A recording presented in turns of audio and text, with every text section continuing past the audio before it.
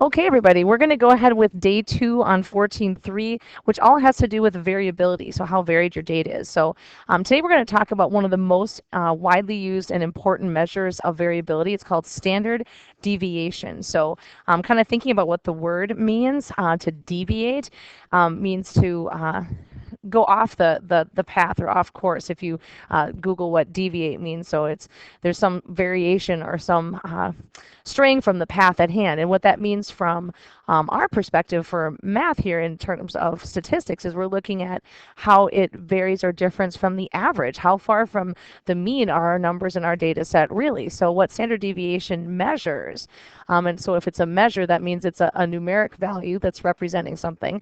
It's a measure of the average amount, so of the average amount data values deviate. Another word you might want to use instead of deviate, if it's easier, is differ. Some people prefer that. So how are they different from the mean? But from that average, from the mean. So when we're talking about it, we're looking at how far those numbers are away from the average. So this is a way that we can tell sort of what's happening around the middle set of data. When we talk about range, we're really just talking about the biggest and the smallest value, how spread out that is, but it really tells us nothing about what's happening in the middle. When I talk about standard deviation, I'm looking at how far on average numbers are away from the mean or the middle. So the larger this number is, the more spread out that data is in the middle. The smaller that number is, the closer together those values are. All right, so the symbol we use for it is lowercase sigma, which is kind of like a little O with a little tail on the top there. So sigma, when we see that, that means standard deviation. Variance is the square of that value. So it's the square of standard deviation. So it would be sigma squared. We'll talk about why we need to deal with this idea of variance in a second when we look at the formula, but it would be sigma squared is the symbol we would use for that. Okay, so let's talk about what the standard deviation really means. So what we're talking about is, I'm going to give you an example. So say that you have a quiz and the average is 10. So if I score 12, how much did I differ from the average or the mean? Well, I was 2 above, right? Because I got a 12, I was 2 more than the average. But if I got an 8 on the quiz, I also differed from the mean by 2, but I was 2 below. So if we want to find the average amount, that's what standard deviation is, right? The average amount that the data values differ. If I just averaged positive 2 and negative 2, I get 0. I wouldn't get any difference at all, and I know that there needs to be. So we have to take care of that in the formula when we calculate standard deviation. How do we account for the fact that some values are above average and some are below? So let's talk about a few things we need to be able to do the calculation, then we'll dig into this formula. First thing is the x with the line over the top. How we would say that is x bar. We talked about that in part 1. That is a mathematical symbol for arithmetic mean or average. So it's the average of the data set. Regular old just x, well, that's just a data value. So whenever you see x, they're talking about a value in the data set. And then n is the number of values you have in your data set. Okay, so let's dig into this formula now. It looks scary when you look at the formula. This formula up here, it's kind of crazy looking, but let's kind of dig it apart here one thing at a time. Start inside the parentheses. See what they're doing there, x minus x bar. What that means is you're taking a data value, your x, and you're subtracting x bar, the average from it. Well, isn't that what we did when we did my example? If I am having an average of 10 and I score a 12, how did you figure out the 2? Well, you found the difference, right? The distance 12 is from 10. And same thing, if I have an 8, I do 8 minus 10, I get that negative 2. So that's the difference between the data value and the average. So that's the deviation part. But now the problem is, again, some of those are positive and some are negative. So if we sum them now to find the average difference, I would just get 0. That's not going to help me. So look what they do next. They square it. So squaring means, okay, now what happens when you square a value? What's the sign of your answer? Positive, right? So if it's positive, I don't have to worry about those negative values anymore. So now, take a look out front here. We see this symbol that looks like this. This is the Greek letter sigma, but it's uppercase. Whenever you see that Greek letter sigma, it means sum. So what they want you to do is add up all of those things that are squared. So once you add up all those things that are squared, then I can take the average. So I'm adding up all the things that are squared. I don't have any of those negative values. Now, when you find an average, remember you add up everything and divide by how many numbers you have. So look at what's out front, 1 over n. Well, n is the number of values in your data set. So timesing by 1 over n is exactly the same thing as just dividing by n. So what we're doing is we're adding up all those squares and dividing by how many terms we have, calculating the average part. Now look at the very last thing that they ask you to do. They want you to take the square root. Okay, why are we square rooting? Well, we had to square to get rid of the sign difference problem, but then if we want to get back to the true amount that it differs, we have to undo that squaring that we did, so we square root. So the squaring is to deal with the sign, the square root is to get back to the actual value, so then we can really measure how varied those numbers are. All right, so let's take a peek, and we're going to go ahead and try one and see just with a small data set how this could work. So I have a set of data for you. What we're going to do is we're going to figure out the average. So we're going to look through and we're going to figure out how far these numbers differ from the mean. Now I had my graphing calculator up earlier, but of course my computer died and all that good stuff, so I had to restart. So let's get my graphing calculator open again. There's two different ways that you can calculate your average. So one thing is you can just add up all the numbers and divide by how many you have, and that's great. The other way is to go back and do what we did yesterday when we talked about, oh my goodness, is it going back to that again? Grr. This is not what I had in there. I have my whole data set in here. Let's see if it's in there. Of course it's not. Okay, so I'm going to go ahead and get this in there. So can you put your data in list 1 as well? I'm going to go ahead and do that, and you do that as well, and then we'll check in on our averages. Okay, so I have my data in list 1. Hopefully you do too. Now to remember how to go back and find average, we go over to stat, calculate one variable stats, and press enter. That very top X bar, that's our average. So I want to talk about a couple of the things that you see in here now that you know some notation. So take a look at the second thing in the list. Sigma X. Think about what that means now. What does sigma mean? Sum X data values. So sum of the data values is 110. That means if you add up all those values by hand, you would have gotten 110. Cool. So that tells us some good information.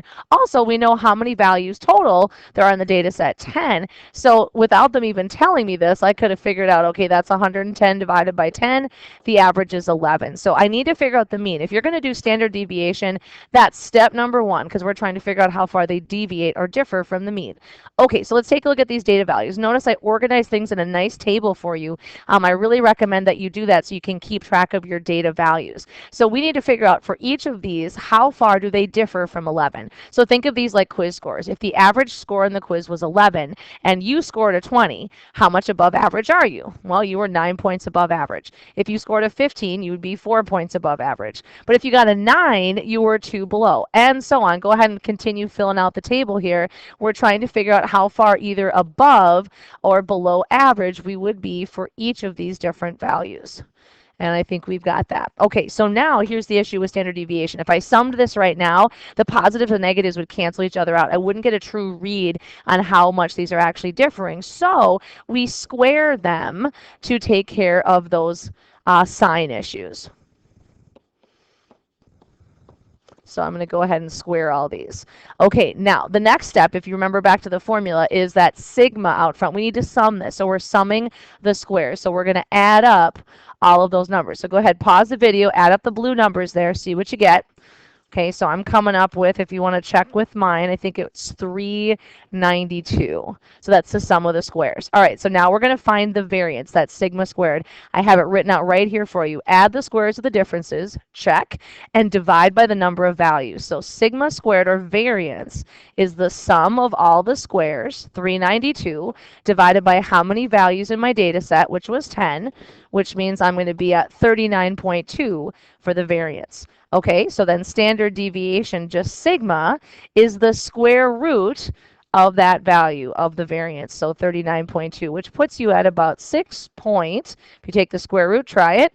I think it was 26. Now I want you to go back to your graphing calculator once and take a look at the values that we had on one variable stats. So if you look at this list, do you see that 6.26 number anywhere? Well, look at that. So sigma X. So what does that mean? Well, standard deviation, sigma, of the X's of the data values. It's right there for you. I need you to understand how and where the standard deviation comes from. But in the future, if you're trying to do a calculation, awesome. Then just go ahead and type that data set into your stat menu into Y1 or list 1, and you're going to be able to get that standard deviation. Okay, so how is this different? I'm going to skip ahead. I know we have some other examples in the notes here. I want to skip ahead to one that's in a frequency distribution, because the issue that we run into here is that we do not have actual data values. We just know the speeds of these as recorded in a frequency table. So I just know that 2 speeds were between 130 and 140, 7 speeds were between 140 and 150, and so on. So I need, in order to find standard deviation, I have to be able to calculate a mean, an average. Well, in order to find an average, you have to be able to add up all your scores and divide by how many scores you have. Looking at this, I don't really directly know either of those pieces of information. I can't add up the scores the way it stands because I don't have any scores, and I have to figure out how many values are in your data set. So let's talk about that first. That might be the easiest thing. Where would you look in this frequency distribution to see how many scores or how many speeds there are? Well, look at the frequencies, right? We're going to add up all of those frequencies. That will tell us how many scores we have. So go ahead and add up all those numbers. We get 28. The most common wrong thing to say here, if I say how many scores are there, people will say 6. And they say 6 because they see 6 intervals. But 6 intervals doesn't mean 6 speeds. There's 2 speeds in that first one, 7 and 8 and so on. So just be careful on that. It's how many total values are there. So I know there's 28 scores, but I need to figure out the add up the scores part then. So what do we use to represent a score? Those are the class marks. We talked about this before. We've actually calculated these before. When we're doing an average here, though, we are making an estimate because we don't have an actual average, because we don't know the actual data, but we can sure estimate the mean by using the class mark. Do you remember what the class marks are? They're the middle of the interval. So the middle of that first interval would be 135, and then 145, 155. So we have to have something to stand for that score. We have to have some number that represents the class. Okay, so now you got to add up all the scores. Well, how many scores of 135 would you have? 2 of them. So 135 plus 135. How many scores of 145 would you have? Well, 7 of them. So 145 plus 145 plus 145 plus 145. And another 145, and another 145, and another 145. Do you really want to do that? What might be a faster way? Well, what if I just did 2 times 135? That's the same as 135 plus itself. So let's go ahead and do it that way. I think it's faster than you adding them all up separately. So let's go ahead and use those frequencies to help us. So I have 270 then, and just kind of go down the line. Go ahead, pause the video, do that multiplication. If you look at the column headings, they'll really help you. The frequency times the X, the data value. How many of those class marks do we have? So go ahead, pause the video, and then check back in and make sure that your numbers are the same. All right, so I multiplied. Now I can do the sum of all of those. That's all of the class marks and how many times they occur, and I can add up to get the total from each interval and do the sum of all the intervals. So I came up with 4380. So to get my mean, I'm going to take 4380 divided by 28. Remember, it's not the number of intervals, it's how many scores are in your interval. Now we're going to always round to whole numbers here. I think this one ends up to be like 156 point something, so I'm going to say approximately. Let's do a whole number. Do the same on your homework as well, because I think it's going to be a lot easier. This is already going to be enough calculating. We don't need to do a decimal, so 156 is plenty. Okay, so everything that we just did was to calculate the average. So in front of that blue line, that's the mean. We've done that before. Now let's talk standard deviation. You have to figure out how far your scores differ from the average. So what do you use for scores again? Your class mark. Now take a look at the column heading. So we're still doing that X minus X bar. Data value minus the mean. Well, the data value is the class mark. So how far is 135 from 156? So you're doing 156 minus 135, and it differs by 21. It's 21 miles per hour slower than what the average speed was. All right, we'll do the same thing for the next one. 145 is 11 below average. 155 is 1 below average. I'm going to stop there for a second. Do you notice a pattern? What's happening to those differences? Up by 10, up by 10, up by 10. Why are they going up by 10? Well, look at your scores, your class marks. Aren't they going up by 10? So if you recognize that, that really helps in filling out the rest. You don't really have to type in 156 minus or the score minus 156 because you're just going to know what those are. So again, those are the ones with the signs. Not super helpful if I'm going to sum them because I would have positives and negatives which cancel each other out. So the next thing we need to do is square them. So let's go ahead and square. So think about what each of those squares would be. So I'm squaring each of those numbers. Okay, now can't even sum these up because this is only one per category. That's what the difference is squared. How many scores of 135 did I have? Well, 2 of them. That means when I sum all of these scores, I would need to have 2 of the 141s. 7 of the 121s, 8 of the 8 of the 81, 2 of the 361, and 1 of the 841 because we're adding up all the squares. So again, you could do them separately if you wanted to, 441 plus 441 plus 121 7 times, but the faster way is to take that difference and times by the frequency. We want to get the total amount for all of the ones in each of these intervals. So I need to multiply by the frequency. It's just faster. You could add them all up separately, but my goodness, that would take a long time. All right, now these are the numbers then. So this is the frequency times the differences, the differences squared. Now this is what I need to sum up to be able to do my variance. So go ahead, pause the video if you need to. Go ahead, add up those numbers. And make sure you get same thing as I do here, 3948. Okay, so let's calculate variance then first. So variance, I'm going to go ahead and write the words here too so you're seeing that. That's sigma squared. That would be 3948, now careful, divided by how many scores we have all together. 28. Remember, it's the total number of scores, not intervals. And that gives us, I think that's an exact answer. I think that was 141. So then we can do our standard deviation then, which is sigma, which would be the square root of 141, which is about 11.9. Now I want you to compare the numbers we got for the last two and see what this means. So when we have a standard deviation of almost 12, the last one we had a standard deviation of about 6. So when we think about how these values are distributed, the larger the standard deviation, the more varied the data is. So this second data set is much more varied. The distance from the mean is much greater, double almost, than what it was in the last one. So the middle of this data in this data set is much more varied or spread out than the last one. It's really useful to know like what's happening at the middle, not just the range of that value. Now let's talk really quick about what you would do as far as graphing calculator. If you want to enter this one into your list, your list one, your stat menu, think about what would you enter in for your data?